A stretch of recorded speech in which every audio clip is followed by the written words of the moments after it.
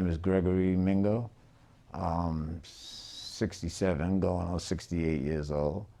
And I've been incarcerated for 39 and a half years, over 50 to life sentence for a crime that I didn't commit. We all have three people within us: who we think we are, who people think we are, and who we truly are. And I think mine goes back to who people thought I was, and I think that led to me being here.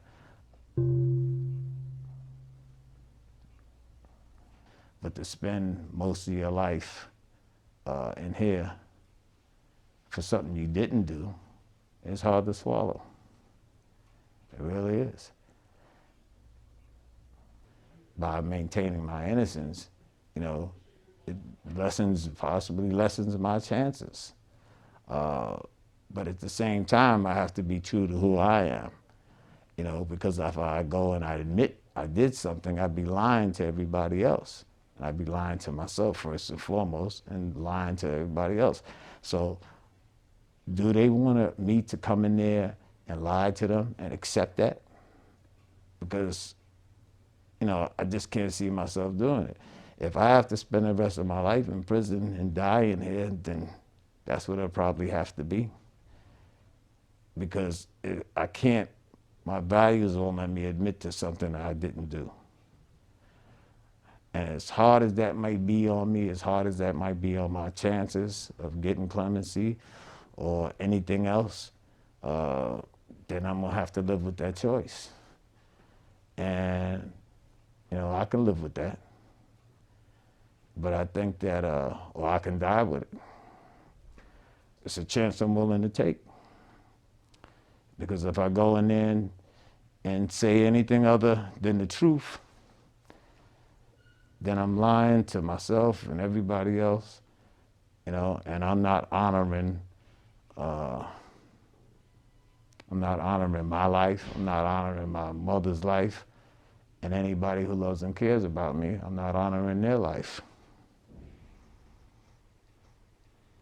That's a question I always ask myself. Who am I? You know, and the only way you can find that out is searching from within. I think right now at this stage of my life, I'm somebody who cares about everything. I care about life. I care about other people. I care the fact that any action I take, it can affect somebody else, however small or how large that effect might be. I think I've developed a lot more character, a lot more passion, and I think I'm trustworthy. I think I've earned my stripes, so to speak. And I think, you know, I'd like to have another chance at succeeding. Because in the back of my mind, you know, there's a lot of things I've yet to do. You know, being in here these past 39 and a half years, it's almost like this has always been my life. And I never had a life. And the prior life that I had, it was just a dream or something I fantasized about, but it never actually happened. And this is all I've ever known. But right now, I'm as the best version of myself.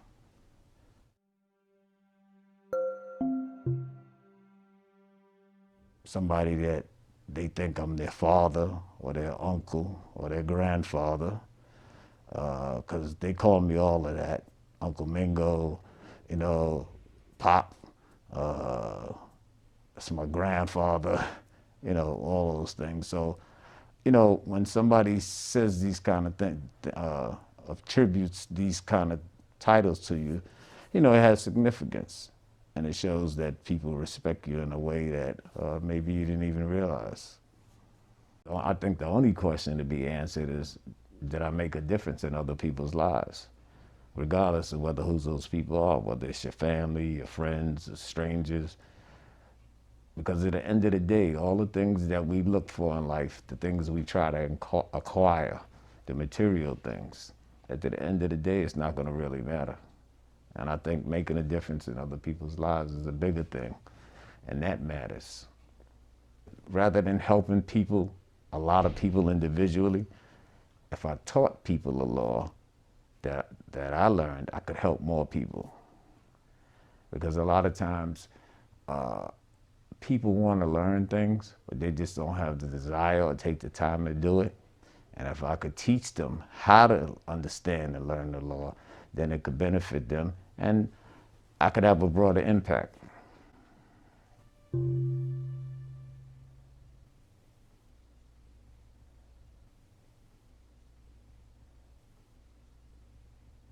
I guess if I had to estimate how many people I've helped legally, I'd say at least 1,000 people. Yeah.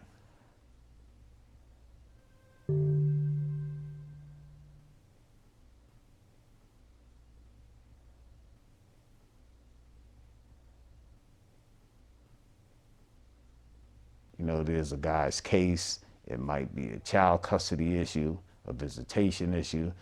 It might be Article 78. It could be this. It could be that. And all of it may not go directly towards the actual conviction of the case. But so you help people wherever you can. So I want to do what fits me best. And I think that's helping people, whether it's through the law, whether it's through counseling, whether it's through, just giving people an ear to, and listening to them in any way I can. I have a job offer from Vertec, which is a place outside in the city, and it deals with counseling people, domestic violence issues, substance abuse issues, so I won't have a problem being successful on the outside. There's talented people all over the world, but not everybody has the desire to succeed or to keep their drive alive. And it's important, because that's what's gonna get you ahead in life. We're gonna go through challenges, changes, it's gonna be ups and downs, but those are all just lessons, life's lessons. And it's foolish to think you're gonna go through life and not experience them. We all gonna experience them at some point, whether it's going through a painful time period, whether it's losing loved ones, it could be anything, but we're gonna experience it. It's part of the human experience. So if we can accept that and just deal with it, then we can be all right. And a lot of it goes to our attitude, how we see things, how we approach things each day. For instance, if I wake up and I might not be feeling good and I just might be in a grumpy mood, I kind of try to read something or do something to lift my spirits, lift my attitude. Because if I come out with a bad attitude that morning, you're probably gonna have a bad day. But if I come out with a good attitude and embrace the things that are there, whether they're good or bad, and just have a good attitude about them, I'll be able to deal with them better.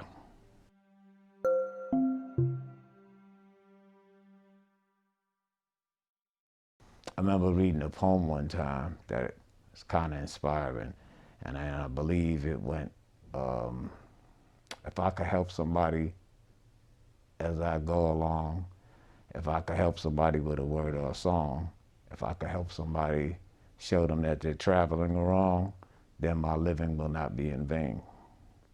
And that kind of like summarizes sometimes, how I see things about helping others. My name is Gregory Mingo. 67, going on 68 years old.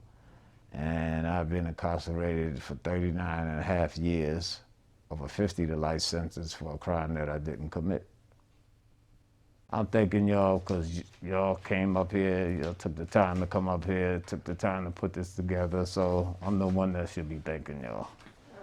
And thanking y'all for the support and for the opportunity, because